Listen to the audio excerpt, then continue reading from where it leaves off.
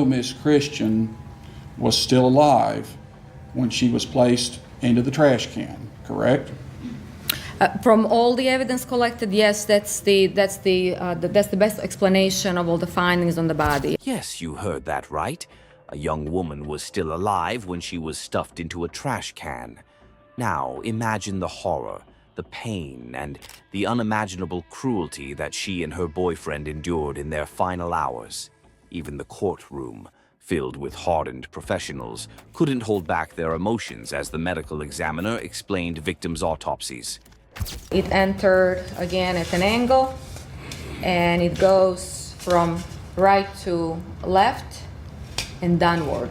That particular bullet entered the brain and damaged the right side of the right hemisphere of the brain, and then severed the brainstem. That's the injury that was the deadly injury. That's the injury that. What started as an ordinary date night turned into one of the most horrifying crimes in recent history.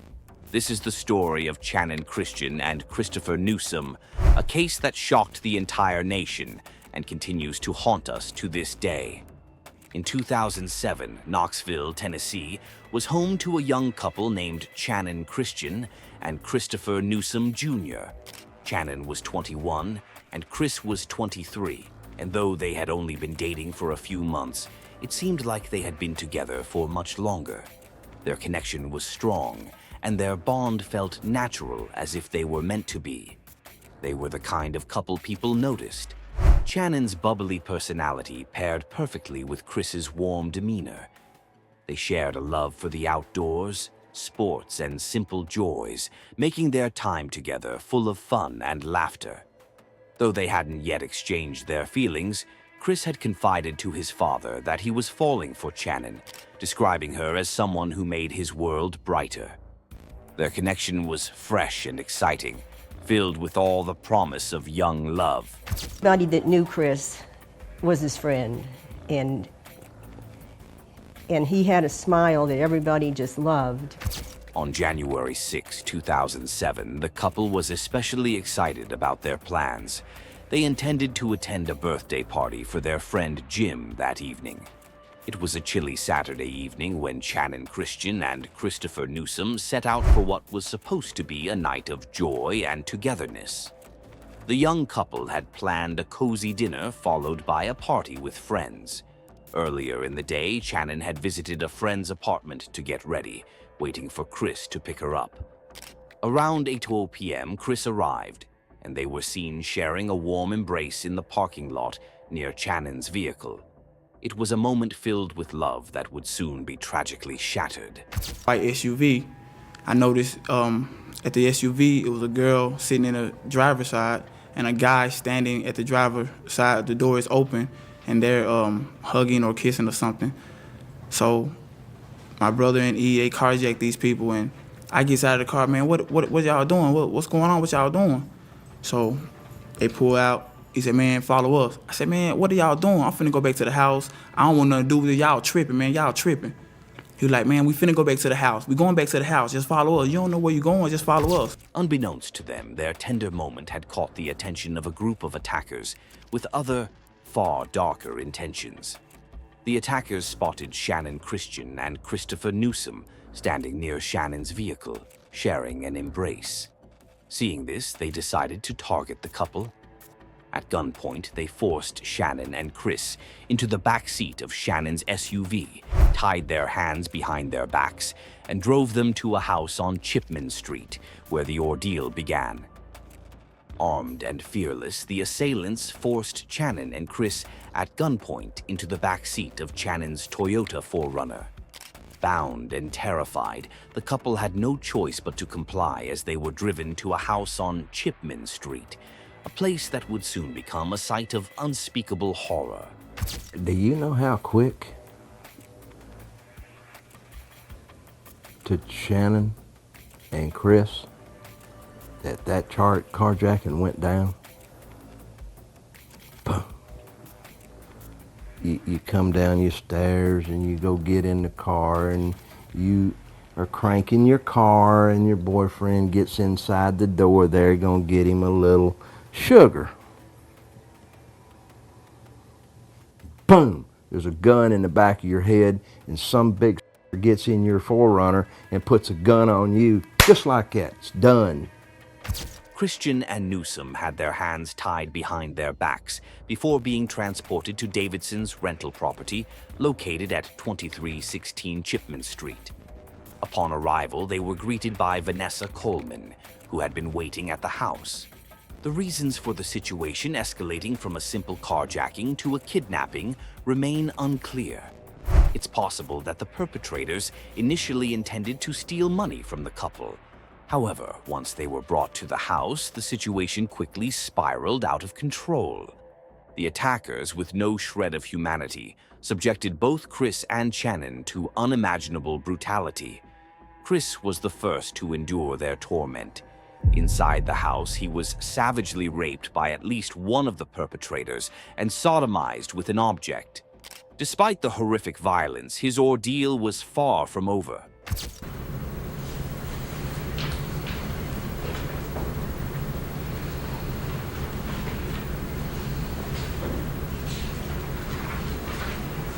And there are the items under the window again.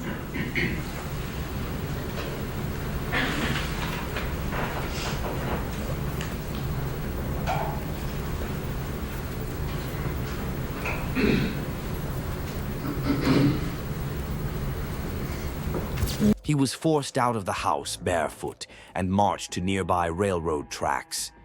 A mangled dog leash was used to control him, compelling him to walk toward his death.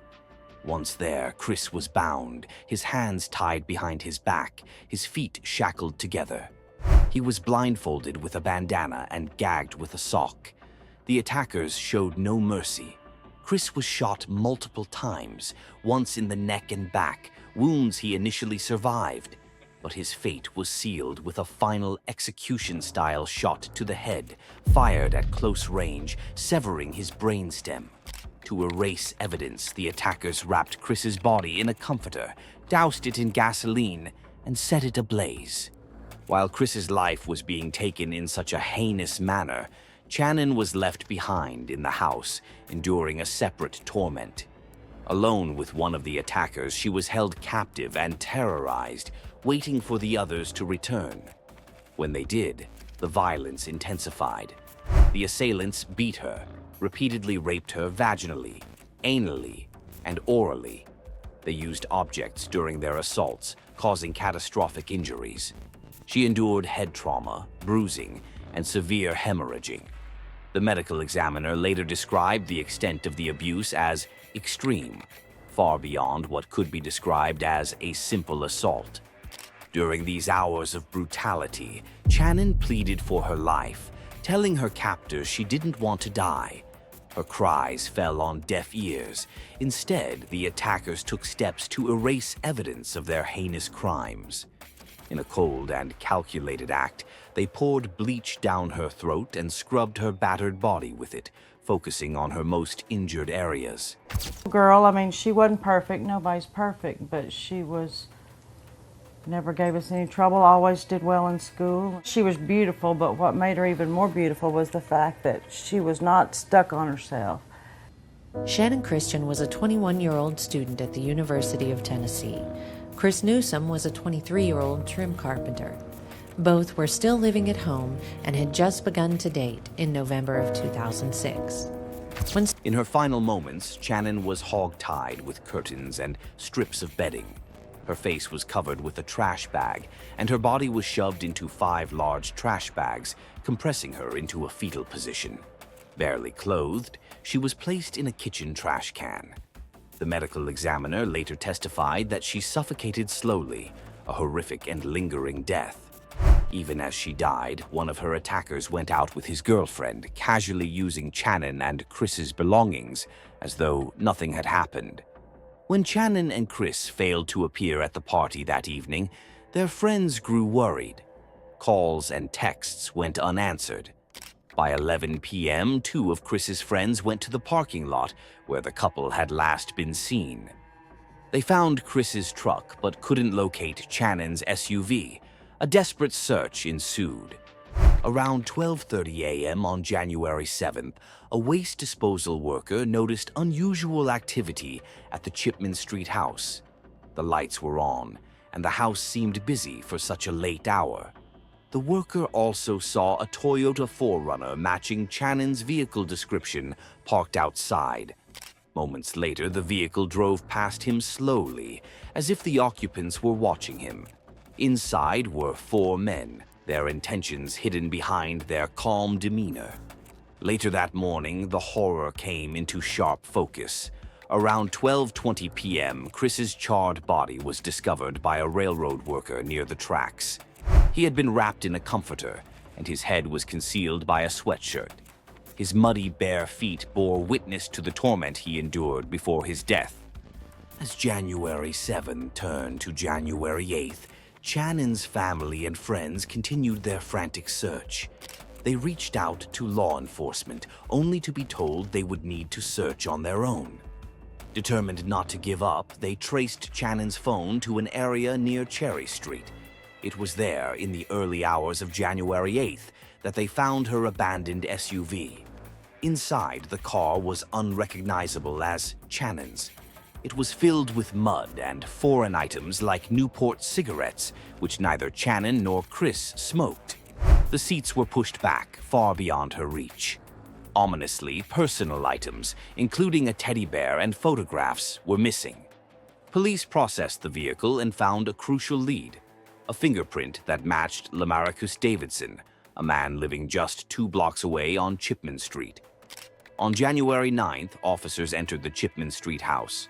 The sight inside would haunt even the most seasoned investigators. In the kitchen, stashed in a trash can, they found Channon's lifeless body. Her corpse was bound, wrapped in trash bags, and showed signs of severe abuse. Forensic evidence quickly linked Davidson and his associates to the crimes. DNA tests revealed Davidson's sperm in Channon's body, and semen from another assailant was found on her clothing. Inside the house, investigators discovered a trove of the victim's belongings, further tying the attackers to the atrocities. The discovery of Channon's body triggered a citywide manhunt. Police tracked Davidson to a vacant house where he was arrested on January 11th. Inside, they found evidence linking him to the murders, including Chris's shoes and a revolver used in the crime. Davidson offered conflicting stories, initially denying involvement, but eventually implicating others while downplaying his own role. Meanwhile, Davidson's accomplices, Cobbins, Thomas, and Coleman, were apprehended in Kentucky. They had been using a laptop to watch news coverage of the murders and were found with Channon's personal belongings, including her purse and overnight bag. Each offered different versions of events, attempting to shift blame and minimize their involvement. But the evidence told a chillingly different story. The murders of Channon Christian and Christopher Newsome were acts of unimaginable cruelty that devastated their families and shocked the nation. The sheer brutality of the crimes underscored the worst depths of human behavior, leaving scars on the Knoxville community that would never fully heal.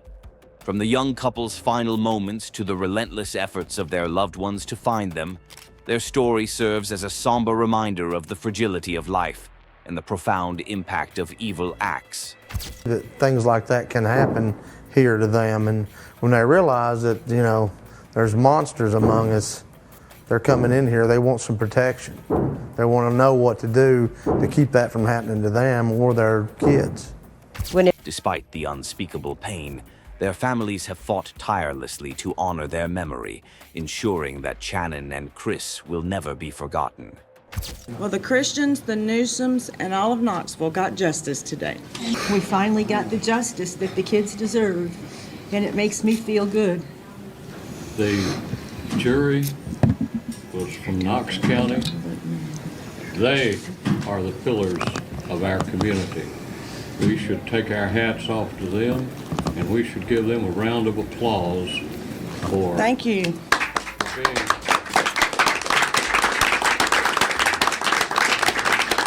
This case is a harrowing reminder of the fragility of life and the darkness that can lurk in the world. As we reflect on this tragedy, it's important to honor the memory of those lost and continue the conversation about justice and the fight against such heinous crimes.